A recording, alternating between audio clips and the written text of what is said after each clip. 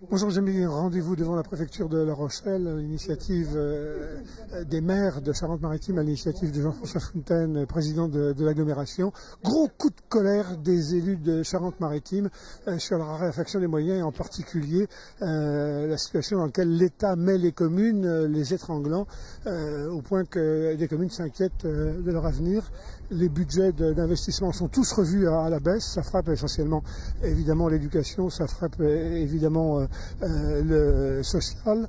L'avenir est difficile à imaginer dans des conditions pareilles.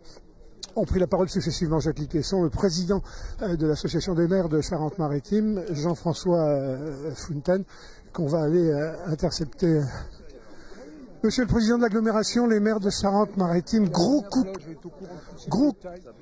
ça travaille dans les arts pour monter l'un d'autres. Départements sont exonérés, pas d'autres. Gros coup de colère des maires de Charente-Maritime, monsieur le président de l'agglomération de La Rochelle. Absolument, dans leur diversité, les maires de Charente-Maritime disent c'est pas possible. On a fait des projets, on est en train de les mettre en œuvre, et donc c'est vraiment pas possible de pouvoir faire des mesures aussi brutales. Comme cela. Il faut véritablement respecter les élus. Ils ne sont pas responsables du déficit de l'État. Ils ne doivent pas en payer le prix. Et surtout, leur population ne doit pas en payer le prix. Pour le département, c'est moins 25 millions. Pour l'agglomération, c'est moins... environ. Et la ville de La Rochelle, environ 4 millions. C'est énorme. C'est un tiers de notre autofinancement. C'est 4 millions. C'est la restauration scolaire à La Rochelle. C'est même un peu plus que ça. Vous voyez, donc, évidemment, on va continuer. Évidemment, on va garder des personnes dans les crèches et tout ça. La propreté, tout ça, c'est des choses qu'attendent nos habitants.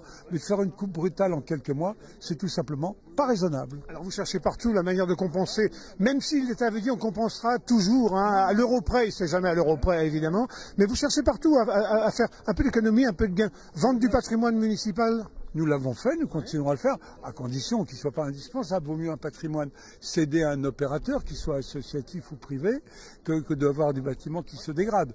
Et puis des fois, on construit du neuf. Actuellement, nous sommes en train de réaliser le centre social Christiane Faure. Heureusement, il est très avancé.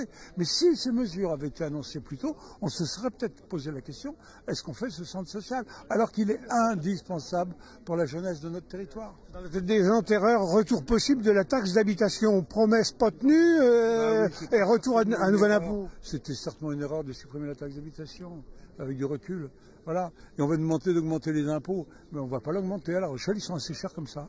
En tout cas, les amis, vous l'avez constaté, forte mobilisation ici et gros coup de colère des élus. Je vous laisse sur les images d'Olivier qui témoignent de la mobilisation ici des élus de Charente-Maritime.